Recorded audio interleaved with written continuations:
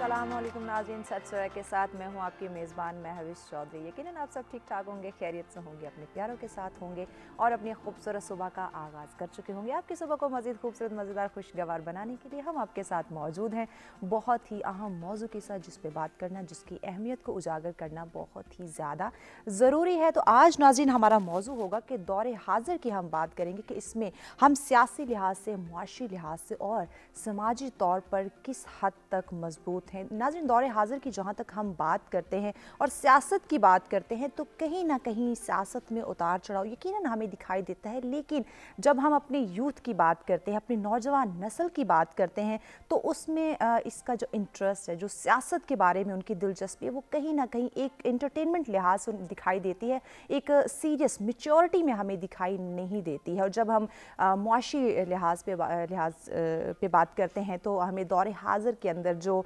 महंगाई हमें देखने को मिलती है, जो हमारी बेशुमार हमारी ख्वाहिशात हैं, लेकिन हमारे जो वसाइल हैं वो महदूद, ख्वाहिशात हमारी लामहदूद हमें दिखाई देती है। तो इसकी वजह से हमारी ज़िंदगी में हमें किन मसाइल का सामना करना पड़ सकता है जब हम बेशुमार ख्वाहिशात को लेकर आते हैं लेकिन अपने वसाइल को हम मद्देनज़र नहीं रखते हैं। तो इस पर भी बात करेंगे कि मुआशी लिहाज से क्या हम स्ट्रॉन्ग है, क्या हम मजबूत बन सकते हैं, किस हद तक ज़रूरत है ख़ुद को मजबूत करने की, इस पर बात की जाएगी।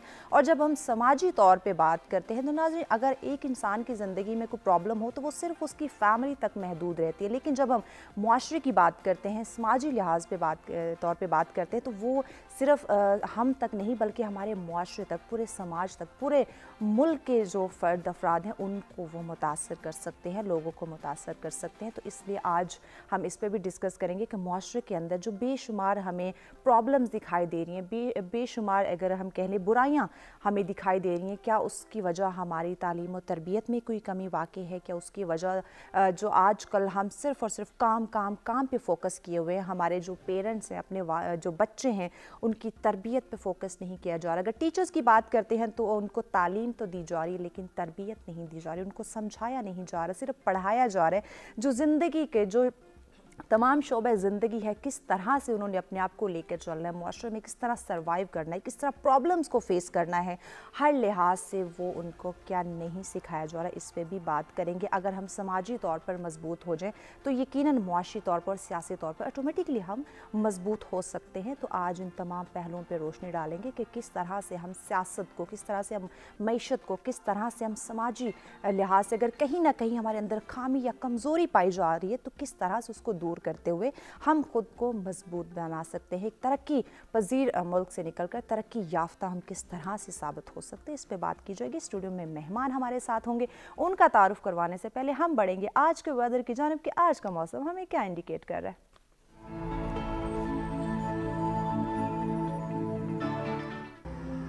जी, सबसे पहले बात करते हैं इस्लामाबाद की, जहां ज़्यादा से ज़्यादा 18 डिग्री सेंटीग्रेड और कम से कम 7 डिग्री सेंटीग्रेड। रुक करते हैं लाहौर का, जहां ज़्यादा से ज़्यादा 20 डिग्री सेंटीग्रेड और कम से कम 8 डिग्री सेंटीग्रेड।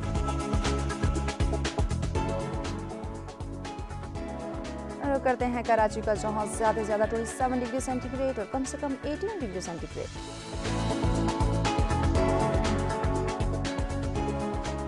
कुछ बात हो जाए पेशावर की, जहां ज़्यादा से ज़्यादा 19 डिग्री सेंटीग्रेड और कम से कम 7 डिग्री सेंटीग्रेड। रुक करते हैं कोयटा का, जहां ज़्यादा से ज़्यादा 13 डिग्री सेंटीग्रेड और कम से कम 2 डिग्री सेंटीग्रेड।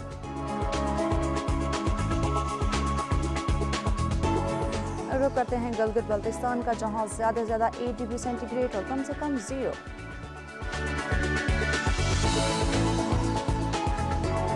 आखिर में बात करते हैं मुजफ्फराबाद की, जहां ज़्यादा से ज़्यादा 17 डिग्री सेंटीग्रेड और कम से कम 6 डिग्री सेंटीग्रेड रिकॉर्ड किया गया।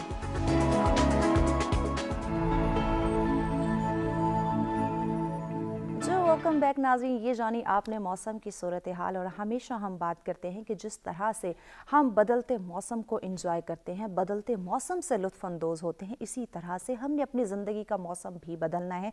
हमारे ज़िंदगी के मौसम में जो उतार चढ़ाव है उसको डिस्कस करना है, जो प्रॉब्लम्स हैं उनको डिस्कस करना है, उनके सलूशंस की जानिब बढ़ना है ताकि हम अपनी ज़िंदगी के मौसम को भी खुशगवार बना सकें, अपनी ज़िंदगी के मौसम से भी लुत्फ़ अंदोज़ यकीनन हो सके। अब बढ़ते स्टूडियो में मौजूद अपने मेहमानों की जानिब, उनका तारुफ करवा आते हैं ताकि अपने आज के मौजू पे इन डिटेल गुफ्तगू का आगाज़ किया जाए। हमारे साथ तशरीफ़ फरमा है जी, आपको तमगा इम्तियाज़ से भी नवाजा गया है और माहिर तालीम है प्रोफेसर अकीला आसिफ साहब। अस्सलाम वालेकुम। खुशामदीद कहेंगे सच सर में आपको, खैरियत से हैं आप जी। उनके साथ तशरीफ़ फरमा है, आप MNA हैं, पाकिस्तान तहरीक इंसाफ से आपका ताल्लुक़ है। ज़िले हुमा साहब, अस्सलाम वालेकुम। आपको भी खुशामदीद कहेंगे, खैरियत से हैं आप? बिल्कुल जी। उनके साथ तशरीफ़ फरमा है, आप चेयरमैन डेवलपमेंट फाइनेंस है, नसीर गलानी साहब। अस्सलाम वालेकुम। आपको भी खुशामदीद कहेंगे, खैरियत से हैं आप मेहमानों का बहुत शुक्रिया, आपने हमें ज्वाइन किया। और नाज़रीन, आज के मौजू पे अगर आप हमें ज्वाइन करना चाहें, अपनी राय की इज़हार करना चाहें कि किस तरह से हम सियासी तौर पर, मुआशी तौर पर, समाजी तौर पर अपने आप को मजबूत बना सकते हैं, या फिर हमारे मेहमानों से कोई बात करना चाहें, लाइव कॉल कीजिए, आप हमें ज्वाइन कर सकते हैं। नंबर आपकी स्क्रीन पर मौजूद है। इसके साथ साथ ओवरसीज़ पाकिस्तानी भी पार्टिसिपेट कर सकते हैं, अपनी राय की इज़हार करना चाहते हों या फिर हमारे मेहमानों से कोई बात करना चाहते हो। नंबर आपकी स्क्रीन पर दिए जा रहे हैं जी। प्रोफेसर अकीला साहिबा, आपसे आगाज़ करते हैं। दौर हाजिर में हम अगर एक पॉइंट सियासत की बात करें तो आप क्या देखती हैं, क्या हम मजबूत हैं या हमें मज़ीद स्ट्रगल की ज़रूरत है? जी, सबसे पहले तो मैं सच टीवी का शुक्रिया अदा करना चाहूँगी कि उन्होंने एक बहुत अहम मौजू का इंतखाब किया है। दूसरे नंबर पे मेरा तमगा इम्तियाज़ नहीं है, मैं गोल्ड मेडलिस्ट हूँ। ठीक है, इसकी तस्हीह कर दीजिएगा। तीसरी है। बात ये कि ये जो आपने मौजू छेड़ा है जी, इसको एक सत्र में बयान नहीं किया जा सकता। बिल्कुल ऐसे। ये एक मल्टी डेट फिनोमेना है और इसको समझने के लिए हमें हमारी मुल्की सूरत हाल, हमारी जनूबी एशिया की जो इलाकाई सूरत हाल, रीजनल, जिसको रीजनल लेवल कहते हैं, उसको समझने की ज़रूरत है। उसके अलावा आलमी जो हालात हैं उनको भी समझने की ज़रूरत है, क्योंकि हम एक सिर्फ इस थोड़े से टाइम में या चंद एक लफ्ज़ों में ये नहीं कह सकते कि आर या पार या नेगेटिव या पॉजिटिव, क्योंकि इसके लिए बहुत सारे अंदाजे हैं, इसके लिए बहुत सारी एजेंसीज हैं, इसके लिए बहुत सारे इदारे हैं जो इन अंदाज़ों पर काम कर रहे हैं और हर एक अपने प्रॉपर एजेंडे के मुताबिक काम कर रहे हैं। बेशुमार अदारे हैं और कौन कौन से अदारे, उनकी क्या जिम्मेदारी है, इस पर आगे चल के बात करेंगे। चूँकि ब्रेक की जाने बढ़ना है, ब्रेक के बाद अपने मेहमानों से इन डिटेल गुफ्तगू के इस सिलसिले को आगे बढ़ाएंगे। नाज़रीन, हमारे साथ रहेगा, मिलते हैं एक ब्रेक के बाद।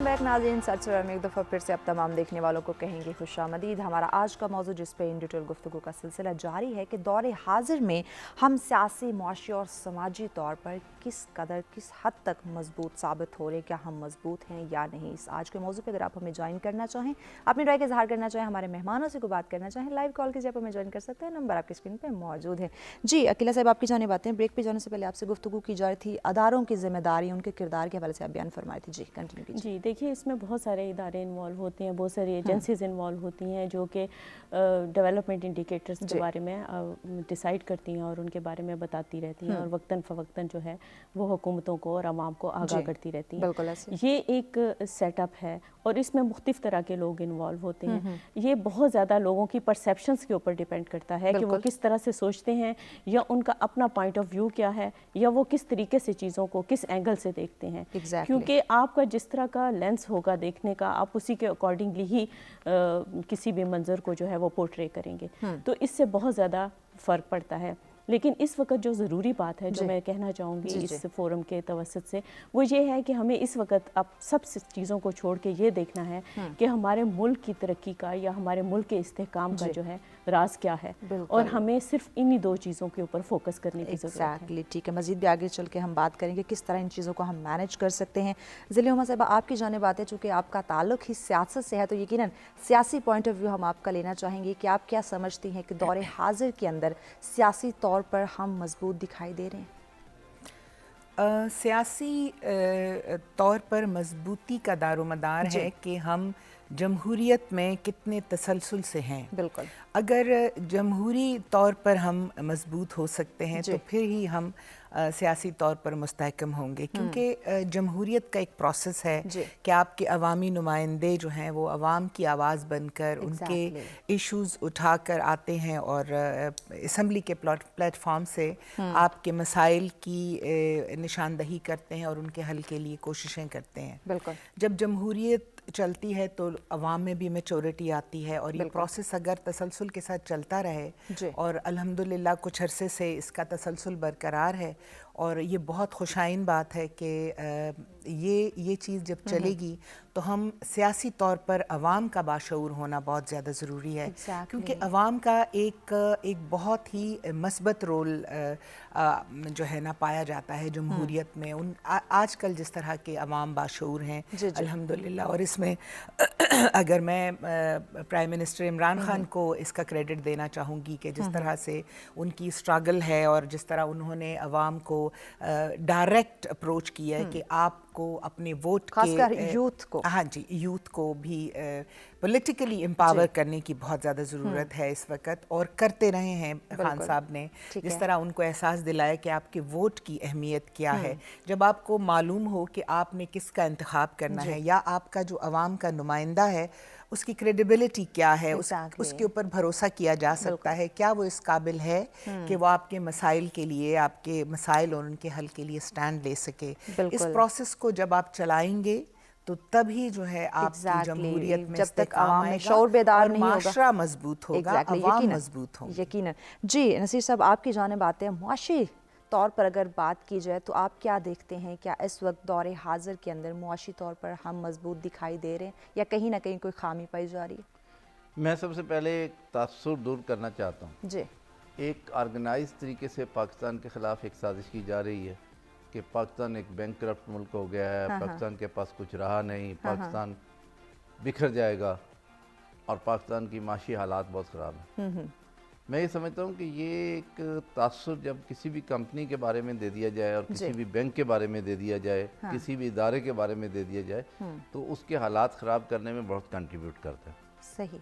जहाँ तक पाकिस्तान की माशी हालत की बात है जी, इसके बारे में मैं आपको एक छोटी शेयर करना चाहता हूँ कि लोग कहते हैं बेगर्स हैव नो चॉइस। ये भी एक जानबूझकर फैलाई हुई और एक प्रोपेगेंडा साजिश है। उसकी वजह अगर आप ये देखें कि पाकिस्तान ने कभी इस बात का एनालिसिस नहीं किया कि पाकिस्तान माशी तौर पे कमज़ोर होकर अपने ख़िलाफ़ सियासी फ़ैसले, स्ट्रेटजिक फ़ैसले अपने ख़िलाफ़ करता रहा है, ये तासुर है। हालांकि इसके मैं समझता हूँ बिल्कुल रिवर्स है। हमारा socio economic system and socio political system जो है बहुत ज़्यादा बाइस्ड है और बहुत ज़्यादा ज़ातियात पे मबनी है। सही। और उसमें मैच्योरिटी अभी आ रही है, अल्लाह करे आ जाए, लेकिन बहुत मैं समझता हूँ कि वो इस हकीकत को नज़रअंदाज करते हैं कि बैलेंस ऑफ पेमेंट की शीट नहीं पढ़ सकते बहुत से लोग। सही। आज ये कहा जा रहा है कि चूँकि पाकिस्तान की बैलेंस शीट ख़राब है इसलिए हमें कर्जे मांगने पड़ रहे। अब कोई आदमी इस बात का एनालिसिस नहीं करता कि बैलेंस शीट ख़राब कहाँ है। पाकिस्तान यूएस ट्रेड में पाकिस्तान को फ़ायदा है, नुकसान नहीं है, पॉजिटिव है पाकिस्तान के। पाकिस्तान यूरोप ट्रेड में पाकिस्तान को फ़ायदा, पाकिस्तान को नुकसान नहीं है। सही। पाकिस्तान मिडल ईस्ट में आयल की वजह से जो नुकसान है वो ओवर पावर करती है हमारी रेमिटेंसेस। बिल्कुल ऐसे। तो हमें नुकसान कहाँ है? अब उसके बारे में बात करने पे ऐसा लगा दिया गया है जैसे ये कोई मुकद्दस गाय है। चाइना से फ्री ट्रेड एग्रीमेंट पाकिस्तान ने क्यों किया हुआ है? पाकिस्तान की सारी इंडस्ट्री बैठ गई है उसकी वजह से। बिल्कुल। उसके बाद $17 बिलियन सालाना का लॉस है। हम जो IMF के पास जाते हैं वो $3 अरब, $4 अरब के लिए जा रहे हैं, सऊदीया के पास $3 अरब के लिए जा रहे हैं, $3 अरब के लिए चाइना के पास जा रहे हैं। एक ब्रेक की जाने बढ़ना, ब्रेक के बाद ये बात कंप्लीट कर लेते लेते। $17 बिलियन का डेफिसिट अगर हम रोक दें और वो एक सिंगल ऑर्डर से रुक सकता है, क्योंकि चाइना से हम कोई ऐसी चीज नहीं मंगाते जो कि लाइफ सेविंग हो। कोई लाइफ सेविंग चीज़ चाइना से नहीं आती। तो अगर हम उस चीज़ को रोकने में कामयाब हो जाएं तो पाकिस्तान तो सरप्लस हो जाता है फॉरेन एक्सचेंज में। ठीक हो गया नसीर साहब, आपकी बात को आगे बढ़ाएंगे। नाज़रीन, ब्रेक की जाने बढ़ना है, हमारे साथ रहेगा। ब्रेक के बाद अपने मेहमानों से इन डिटेल गुफ्तगू के सिलसिले का आगाज़ किया जाएगा। देखते रहें सच सवेरा।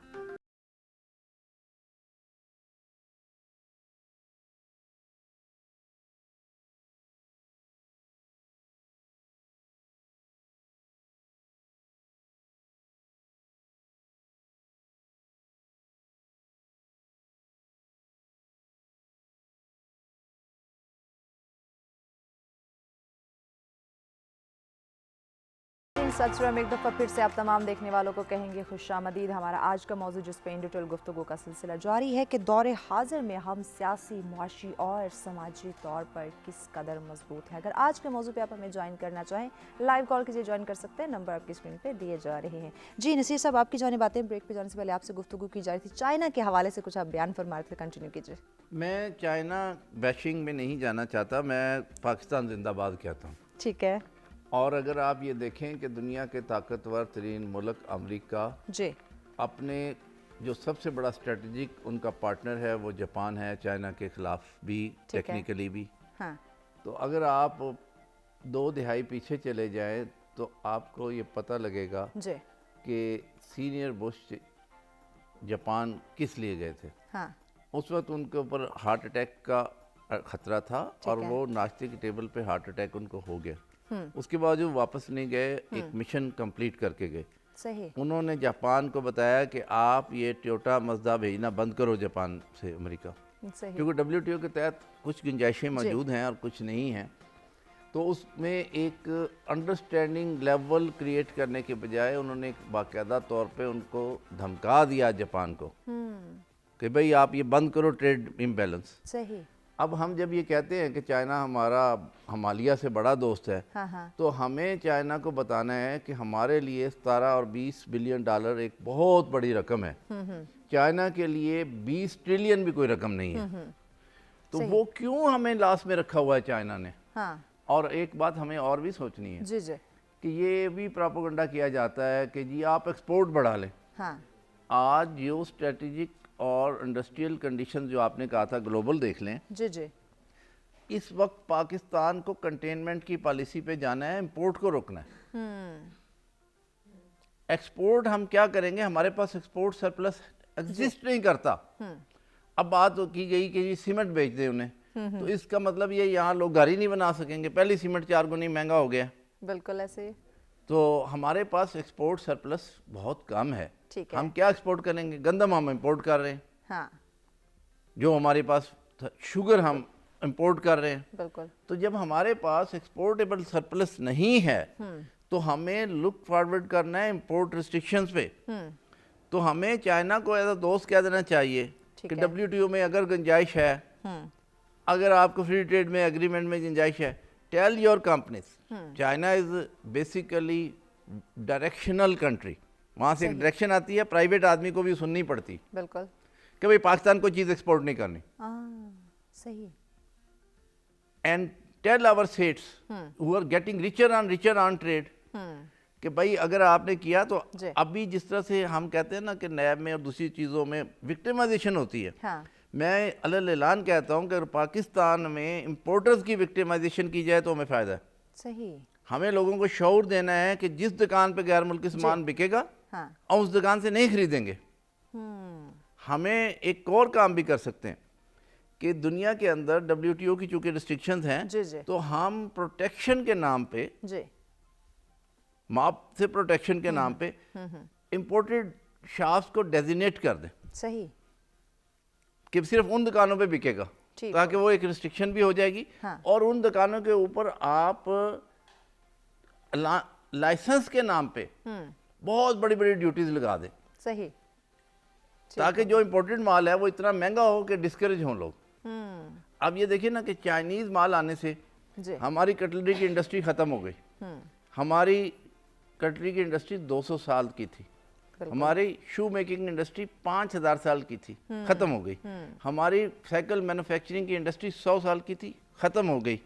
हमारी लोकल इंडस्ट्रीज में जो छोटे मोटे इंजीनियरिंग के पुर्जे बनते थे वो तक बाहर से आ रहे हैं। बिल्कुल ऐसे। अब अगर हम इंडस्ट्रियल स्टेट्स की बात कर रहे हैं नेक्स्ट फेज में, तो फिर हमारी टेक्सटाइल भी बंद हो जाएगी। यानी हमने अपने आप को पूरा डिपेंड कर दिया बैरूनी ममालिक के ऊपर। हाँ, और हमारा क्या नुकसान है कि हमें कोई 40 से 45 अरब डॉलर का जनाब एक डेफिसिट ओवरऑल नजर आता है ट्रेड का। जिसको हम हमारे जो भाई काम करते हैं मिडिल ईस्ट में, सऊदीया में, कतर में, बहरीन में, वो बेचारे पैसे भेजते हैं गर्मी खा खा के। वो पैसे लगाने के बाद हमें 10-12 अरब डॉलर का घाटा पड़ जाता है। उस घाटे को पूरा करने के लिए हम हाथ फैला के फिर रहे हैं सारी दुनिया में। और उस घाटे में भी वो जो दे रहे हैं وہ اپنی ٹرمز اینڈ کنڈیشن پہ دے رہے ہیں بالکل اور ہمارے ایسٹس خرید رہے ہیں. بالکل ایسے ہمارے ایسٹس بھی بکتے جا رہے ہیں. تو یہاں پہ میں پھر یہ کہتا ہوں کہ پاکستان ڈے 1 سے جب پولیٹیکلی اسٹرانگ تھا تو پاکستان اکنامکلی اسٹرانگ تھا. اکنامک ویکنس سے ہماری پولیٹیکل ویکنس نہیں آئی. بالکل ایسے اگر آپ پاکستان دیکھیں پہلے 5-7 سال جب نیشنل لیڈرشپ موجود تھی تو ہم نے کوریا میں امریکہ کے ساتھ جا کے جنگ کرنے سے انکار کر دیا تھا اور ہمارا اسٹیٹ بینک نے اپنا روپے کی قیمت گرانے سے انکار کر دیا تھا. صحیح. اور اس وقت سے 1955 تک پاکستان پہ لونز کے کوئی آثار نہیں تھے. لیکن جب ہم پولیٹیکل ویک ہوئے تو ہم نے وہ پالیسیز ماننی شروع کر دی باہر کے لوگوں کی جنہوں نے ہمیں لوٹنا شروع کر دیا. صحیح. اگر آپ یہ دیکھیں in respect of the parties جب ذوالفقار علی بھٹو کی مضبوط قیادت موجود تھی تو لونز کی کیفیت غلط تھی. اس وقت چائنا سے ہم نے کہا کہ اگر آپ ہمارے دوست ہو تو لون نہیں ہے گرانٹ ہے. تو ہیوی میکینیکل کمپلیکس انہیں لگا کے دینا پڑا, ہیوی الیکٹریکل کمپلیکس لگا کے دینا پڑا, رشیا کو سٹیل مل بنا کے دینی پڑی. آج ہم کہتے ہیں کہ ٹھیک ہے, اس میں ایک الزام بھی لگایا جاتا ہے اور وہ الزام بھی انویسٹیگیٹ کرنا چاہیے کہ چائنیز کمپنیز ان لوگوں کے ویسٹڈ انٹرسٹ میں ایک سلش فنڈ کی فلو بھی ہے. اس میں لوگوں کے ذاتی مفاد بھی آ رہے ہیں, لوگوں کو فائدے بھی ہو رہے ہیں. میں یہ سمجھتا ہوں کہ اگر ہم politically strong who in respect of the any government, چند معاملات پہ ہم اتفاق رائے قائم کریں, جیسے ہم نے اٹامک بم پہ اتفاق رائے قائم کیا بالکل کہ weather it is Mian Nawaz Sharif, whether it is Imran Khan, whether it is Zardari صاحب, whether it is Musharraf and whether it is Zia ul Haq, کہ ہم اٹامک بم پہ کسی کا پریشر نہیں لیں گے. بالکل ایسے. ہمیں اب ٹریڈ کے اوپر کسی کا پریشر نہیں لینا. ہمیں فری ٹریڈ ایگریمنٹس کینسل کرنے ہیں. اگر ہم فری ٹریڈ ایگریمنٹ کینسل نہیں کرتے تو ہمارے ہاں بے روزگاری ہے اور ہمارے ہاں وہ جسے کہتے ہیں اقتصادی بحران ہے. اب جی ایگزیکٹلی اب وہ وقت ہے کہ ہم ان تمام چیزوں پہ غور و فکر کریں. نصیر گیلانی صاحب آپ کا بہت شکریہ, آپ نے ہمیں وقت دیا. ناظرین ہمارے ساتھ رہے گا, باقی مہمانوں سے ان ڈیٹیل گفتگو کے سلسلے کو آگے بڑھائیں گے. وقت جب تک بریک کا دیکھتے رہیں سیٹ سر.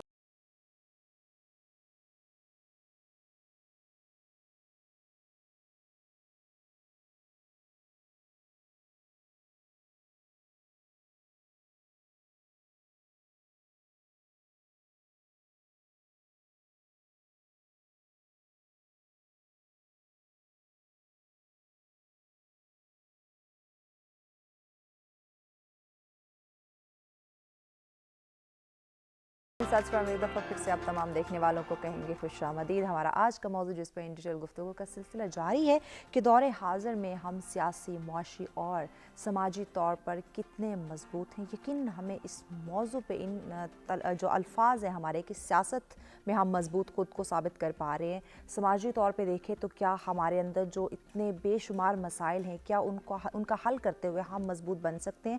معاشی طور پہ اپنی معیشت کو دیکھیں تو کیا ہم خود کو اسٹرانگ کر پا رہے ہیں. یقیناً اس پہ ہمیں گہری غور و فکر کی ضرورت ہے. تو آج کے موضوع پہ ان ڈیٹیل گفتگو کرنے کے لیے اسٹوڈیو میں مہمان بھی ہمارے ساتھ موجود ہیں. جی پروفیسر عقیلہ آصف صاحبہ ہمارے ساتھ ہیں, جی ذلِ ہما صاحبہ ہمارے ساتھ ہیں. آپ کا بہت شکریہ ہمیں جوائن کیا ہوا ہے. اور ناظرین آج کے موضوع پہ اگر آپ بھی ہمیں جوائن کرنا چاہیں لائیو کال کسی جوائن کر سکتے ہیں, نمبر آپ کی اسکرین پہ دیے جا رہے ہیں. جی پروفیسر صاحبہ آپ کی جانب آتے ہیں. یقیناً سیاسی شعور ہوگا تو سیاست ہماری مضبوط ہو سکتی ہے. سیاست سے ہٹ کے اگر ہم سماجی طور پہ بات کریں معیشت کے حوالے سے ہمارے جو گیسٹ نصیر صاحب تھے یقیناً انہوں نے بہت اسٹرانگ پوائنٹ آف ویو دیا. اگر سماجی پوائنٹ آف ویو سے دیکھا جائے تو آپ کیا سمجھتی ہیں اس وقت معاشرے میں جو اتار چڑھاؤ, جو بگاڑ ہمیں دکھائی دے رہا ہے, جو تلخیاں ہمیں دکھائی دے رہی ہیں, کیا ان کے ہونے کے باوجود ہم خود کو مضبوط کہہ سکتے ہیں کہ ہم اسٹرانگ ہیں, یا جو خامیاں نظر آ رہی ہیں, جو اتار چڑھاؤ نظر آ رہے ہیں, ان کا حل نکالتے ہوئے ہم مضبوط بن سکتے ہیں؟ جی میں نصیر صاحب کے ہی بیان سے شروع کروں گی. جیسے کہ انہوں نے کہا کہ ہمیں امپورٹڈ آئٹمس کو خدا حافظ کہہ دینا چاہیے. امپورٹڈ آئٹمس میں صرف کھانے پینے کی چیزیں یا مشینری یا ایسی چیزوں کا نہیں, ہمیں مین پاور بھی جو امپورٹڈ ہے اس کو خدا حافظ کہنے کی ضرورت ہے.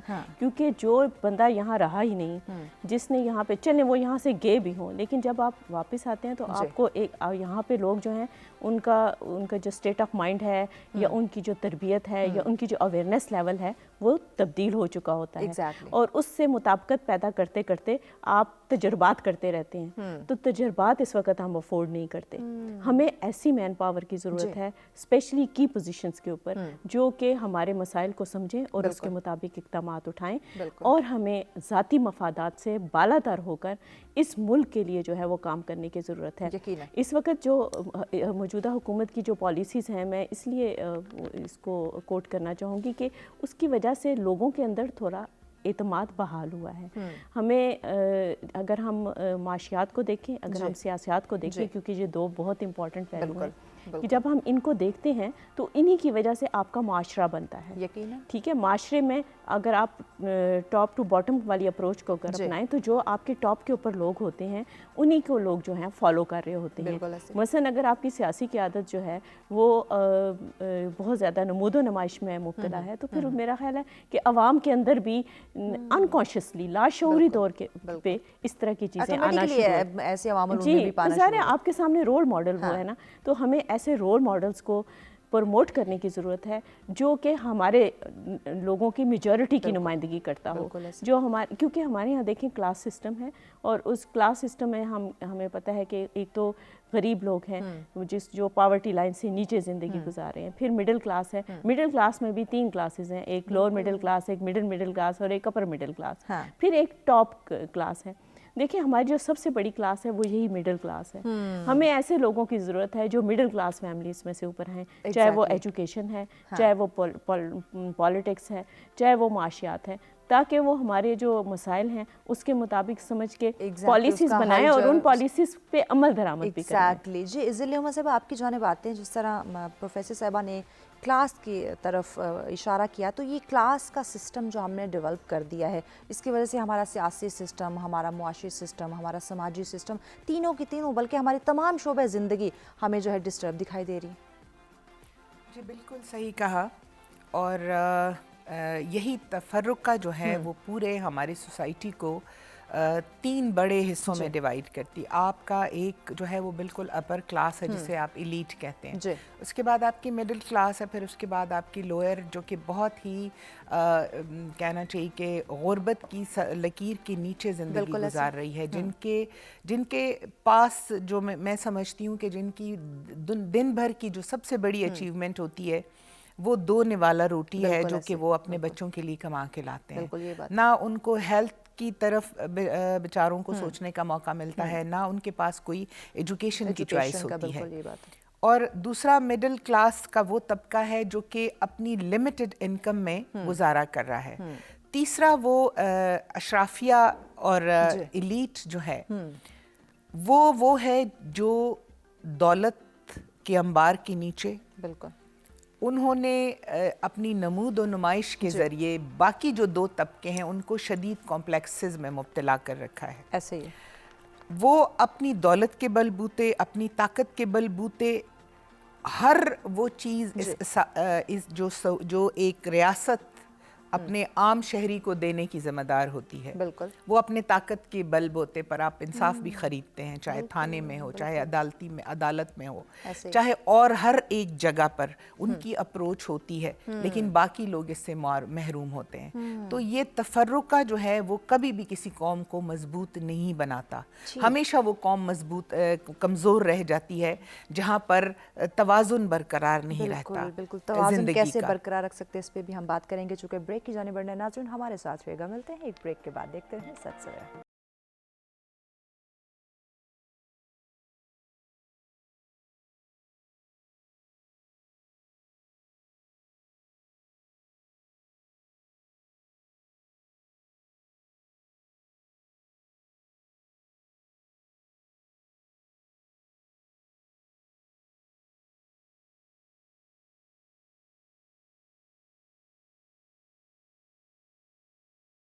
ناظرین سچ میں دفعہ پھر سے آپ تمام دیکھنے والوں کو کہیں گے خوش آمدید. ہمارا آج کا موضوع جس پہ ان ڈیٹیل گفتگو کا سلسلہ جاری ہے کہ دور حاضر میں ہم سیاسی, معاشی اور سماجی طور پر کتنے مضبوط ہیں اور کیسے مزید خود کو ہم بہتر بنا سکتے ہیں, کیسے مزید خود کو مضبوط کیا جا سکتا ہے، کیونکہ ہمارے ملک کے اندر ہمارے جو قوم کا ہر فرد ہے اس کے اندر بے شمار صلاحیتیں موجود ہیں، بے شمار ٹیلنٹ موجود ہے، صرف اس کو سمجھنے کی، پالش کرنے کی، بہتر یوٹیلائز کرنے کی ضرورت ہے۔ ضلع میں صاحبہ آپ کی جانب باتیں بریک پہ جانے سے پہلے آپ سے گفتگو کی جا رہی تھی، آپ بیان فرما رہی تھی کس طرح مینج کیا جائے، کس طرح توازن جو ہے وہ برقرار رکھا جائے، کنٹینیو کیجیے پلیز۔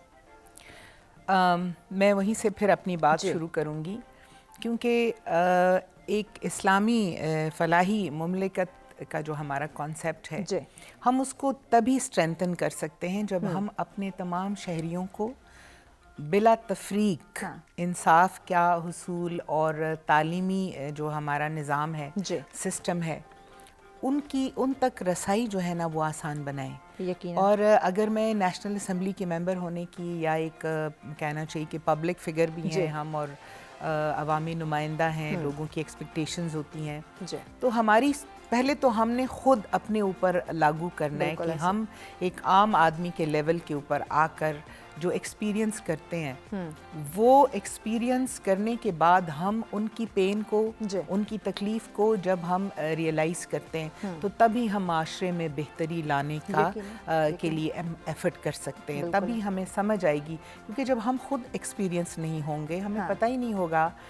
اب آپ دیکھیں، میں اپوزیشن کے اس پہ آپ پچھلے دنوں ایک شادی ہوئی ہے بڑی، اب وہاں پہ اربوں خربوں روپے لٹائے گئے، نمود و نمائش کی ایک بدترین مثال میں سے کہوں گی، اس لیے کہ آپ جو غریب شخص جو صرف اپنی 2 وقت کی روٹی کے لیے سروائیول کی جنگ لڑ رہا ہے، اس کو آپ کیا میسج دے رہے ہو؟ بالکل ایسے۔ دوسرا، آپ کیا بتانے کی کوشش کر رہے ہو؟ میں یہ نہیں سمجھتی کہ آپ کے پاس دولت ہے تو آپ دکھائیں، اگر آپ اپنے آپ کو کوئی پولیٹیکل پارٹی کا ایک ریپریزنٹیٹیو کہتے ہیں، عوام کا نمائندہ کہتے ہیں، تو پھر آپ پر سب سے بڑی رسپانسبلٹی ہے کہ آپ اپنے طرز عمل کے ذریعے لوگوں کو آپ بتائیں کہ آپ ایکچولی عوام کے بیچ میں سے ہیں، عوام کی سے ہی آپ کا تعلق ہے، کیونکہ آپ کا لباس، آپ کا اوڑھنا بچھونا، آپ کا لائف سٹائل، آپ کی پرسنالٹی ریفلیکٹ کرتی ہے آپ کی سوچ کی۔ بالکل ایسے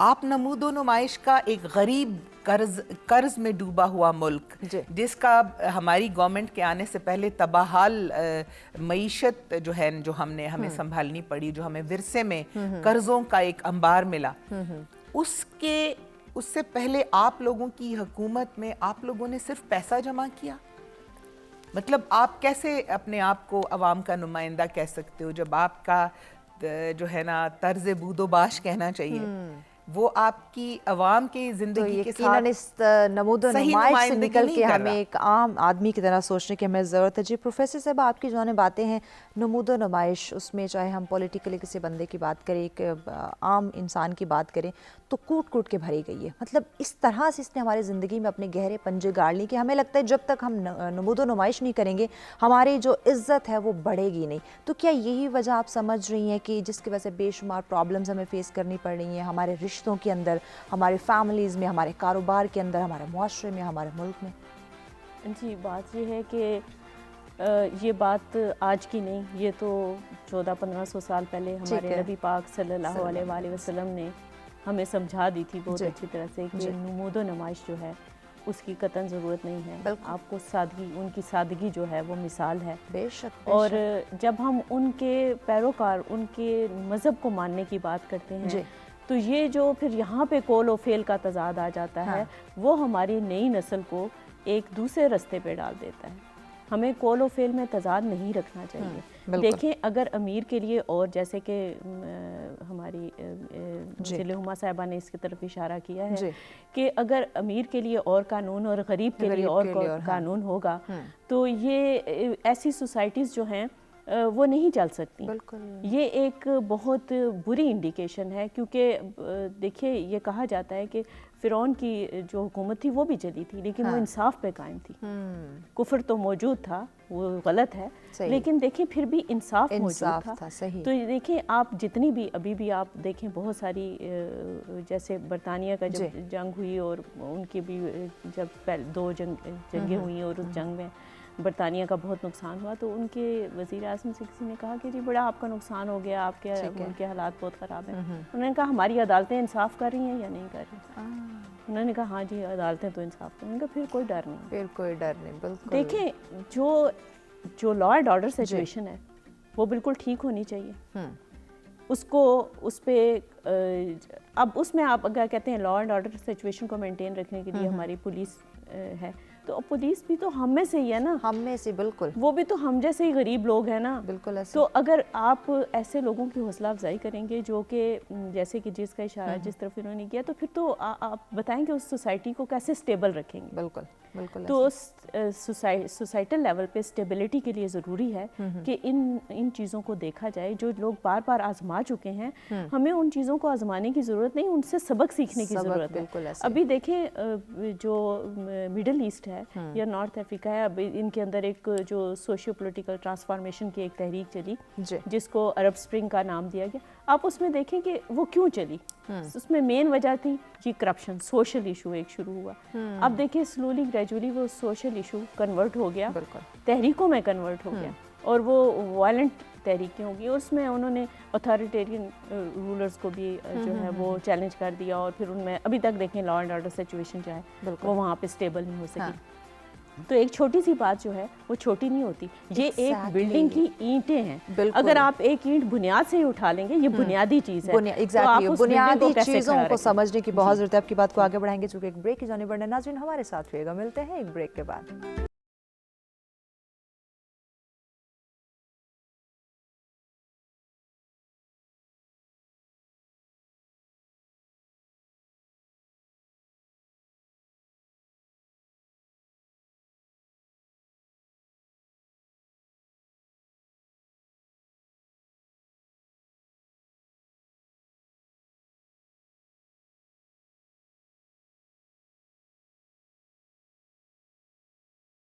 ناظرین سچ پر میں ایک دفعہ پھر سے آپ تمام دیکھنے والوں کو کہیں گے خوش آمدید. ہمارا آج کا موضوع جس پہ ان ڈیٹیل گفتگو کا سلسلہ جاری تھا کہ دور حاضر میں ہم سیاسی, سماجی اور معاشی طور پر کس حد تک کس قدر مضبوط, اور کون سی وہ خامیاں ہیں جن کو دور کرنے کی ضرورت ہے, کون سے ایسے عوامل ہیں جس پہ ہمیں عمل پیرا ہونے کی یقیناً ضرورت ہے. پروفیسر صاحب آپ کی جانب باتیں, بریک پہ جانے سے پہلے آپ سے گفتگو کی جاتی, کچھ بنیادی چیزوں کے حوالے سے آپ بیان فرما رہی تھی, کنٹینیو کیجیے. جی دیکھیے, معاشی لحاظ سے اور معاشرتی لحاظ سے معاشرہ کن سے بنتا ہے؟ معاشرہ افراد سے بنتا ہے. بالکل. اور جس معاشرے میں جس طرح کے افراد ہوں گے, ایک گھر جو ہوتا ہے, یہ معاشرے کی جو بنیادی اکائی ہوتی ہے وہ ایک خاندان ہوتا ہے. بالکل ایسے. ٹھیک ہے, اب اگر بہت ساری یونٹس یا بہت ساری اکائیاں بہت اچھی ہیں تو یقیناً وہ معاشرہ اچھا ہوگا, یقیناً. لیکن اگر بہت سارے یونٹس اور بہت ساری اکائیاں اچھی نہیں ہیں تو وہ ریفلیکٹ کرے گی اوور آل جو سچویشن ہے وہ معاشرے کی, کہ وہ اچھا ہے یا برا ہے. بالکل ایسے. وہ اس طرف اس کی رجحانات چلے جائیں گے. تو اب جو ہمارے ہاں جو اس وقت مسئلہ ہے وہ یہ ہے کہ ہمارا معاشرہ اس وقت بہت سارے تضادات کا شکار ہے. قول اور فعل میں بہت زیادہ تضاد ہے. کہنے اور کرنے میں اگر فرق ہوتا ہے, پھر چلیں پالیسی بہت اچھی بن جاتی ہے لیکن اس کی امپلیمنٹیشن آف دا پالیسی ٹھیک نہیں ہوتی.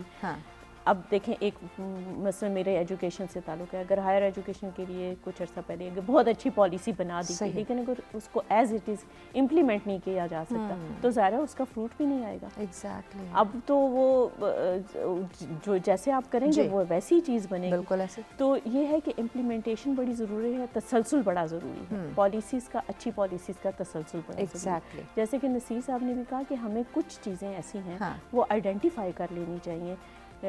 ہمیں بحیثیت قوم اس پہ عہد کرنا چاہیے کہ ہم اس پہ کوئی کمپرومائز نہیں کریں گے. جس میں ایجوکیشن ہے, جس میں ہماری معیشت ہے, جس پہ ہمارے جو مورل سسٹم ہے اس پہ ہمیں کوئی کمپرومائز نہیں ہونا چاہیے. سچ کو سچ کہا جائے. اب بتائیں آپ کو جو ڈگریز ملتی ہیں اس میں آپ کا نمبروں کا جو ڈیسائیڈ کیا جاتا ہے وہ آپ نے فارمولے یاد کیے یا آپ نے جو کتابیں پڑھی ہیں اس پہ ہوتا ہے. مجھے بتائیں آنیسٹی کو میئر کرنے کا کوئی پیمانہ ہے؟ بالکل. کسی کی سنسیئرٹی کو میئر کرنے کا کوئی پیمانہ ہے؟ کسی کے سچ بولنے کی صلاحیت کو میئر کرنے کا کوئی پیمانہ ہے؟ کسی کی قابلیت کی جو اس طرح کی قابلیتیں ہیں ان کو میئر کرنے کی کوئی پیمانے نہیں ہے. وہ پھر سوسائٹی ہے آپ کی. بالکل. آپ کے اخلاق سے اندازہ ہوگا, آپ کے رویوں سے پتہ چلے گا کس طرح سے آپ کے کردار اور آپ کے ان उन माशरती अक़दार जो होती हैं उनसे पता चलेगा, उन माशरती अक़दार से पता चलेगा, ताकि हमारा माशरा सुधर सके, जिसको सोशल वैल्यूज़ कहते हैं अंग्रेज़ी में। जी ज़िल्ली उमा साहिबा, आपकी जानिब आते हैं, चूँकि टाइम शॉर्ट है। आखिर में आपसे ये जानना चाहेंगे किस तरह से इंडिविजुअली एक अपनी ज़ात से हम अपनी इस्लाह करना शुरू करें, ताकि अगर हमारे अंदर जो खामियां पाई जा रही है वो ख़त्म होंगी तो यकीनन हमारे घर का माहौल बेहतर होगा, घर में जो अफराद में खामियां वो ख़त्म होंगी, फिर मुआशरे के अंदर आएंगे, फिर मुल्क के अंदर आएंगे, तो हम खुद अपने साथ साथ अपनी फैमिली के साथ साथ अपने मुआशरे को, अपने मुल्क को मजबूत कैसे बना सकते हैं, किस तरह से अपने किरदार को समझें, अपने जो फ़राइज़ जिनको हमने सर अंजाम देना, अपनी ज़िम्मेदारियों को हम समझते हुए अपने मुल्क को जो है वो मजबूत बनाएं। देखें, अगर एक फ़र्द, जी, वो कहते हैं ना कि अगर आप एक फ़र्द को सुधार लें तो माशरा खुद ब खुद सुधर जाएगा। सही।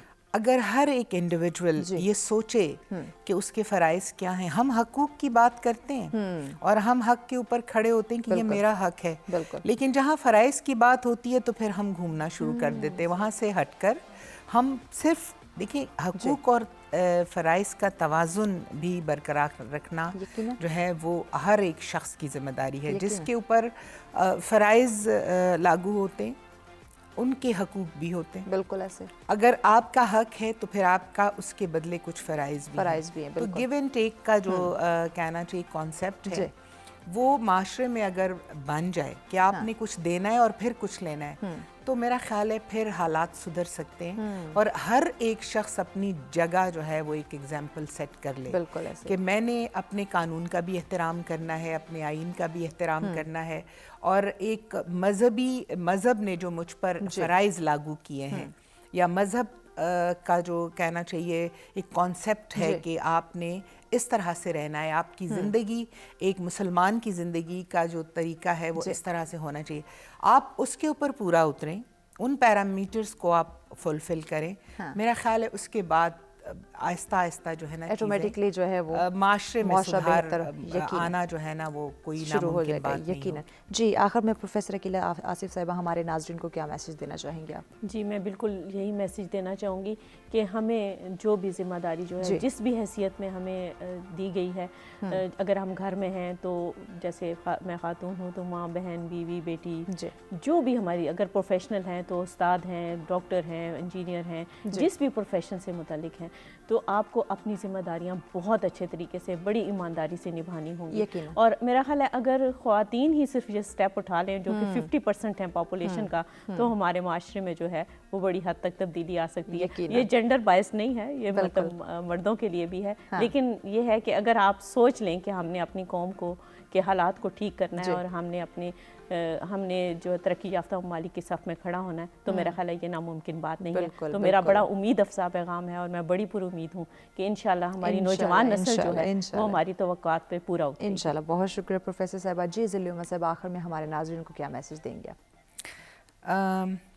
मेरा मैसेज तो ये है कि अपनी सोच को तामीरी बनाएं, आपका तर्ज अमल खुद ब खुद तामीरी होगा। क्या बात, बहुत खूब, बहुत आला। बहुत शुक्रिया आप दोनों मोअज़्ज़िज़ मेहमानों को। और यकीनन नाज़रीन, हमने अपनी सोच को बदलना है, सोच को मस्बत बनाना है। जहाँ हम अपने लिए बेहतर सोचते हैं, अच्छा सोचते हैं, वहीं पे हमने जो हमारा मुआशरा है, जो हमारे इर्द गिर्द के लोग हैं, यकीनन उनके लिए भी बेहतर सोचना है। कहते हैं ना कि जब आप दूसरों के लिए अच्छा सोचना शुरू कर देते हैं, दूसरों के लिए आसानियाँ पैदा करना शुरू कर देते हैं, तो आपकी ज़िंदगी में खुद ब खुद सब कुछ अच्छा होना शुरू हो जाता है। आपकी ज़िंदगी में खुद ब खुद आसानियाँ जो है वो पैदा होना शुरू हो जाती हैं। तो जो आज हमें जिन मुश्किलात का सामना है, जिन प्रॉब्लम्स को हम फेस कर रहे हैं, उन प्रॉब्लम का हल इसी तरह निकल सकता है जब हम दूसरों की ज़िंदगियों में जो प्रॉब्लम्स हैं, जो हलचल मच रही है, उनको डिस्कस करें, उनके सोल्यूशन उनको दे, और इसी के साथ मिलजुल कर जिस तरह हम अपनी एक फैमिली की तरह रहते हैं, अपने मुआशरे को भी अपनी फैमिली समझें, अपने मुल्क को भी अपनी फैमिली की तरह ट्रीट करें,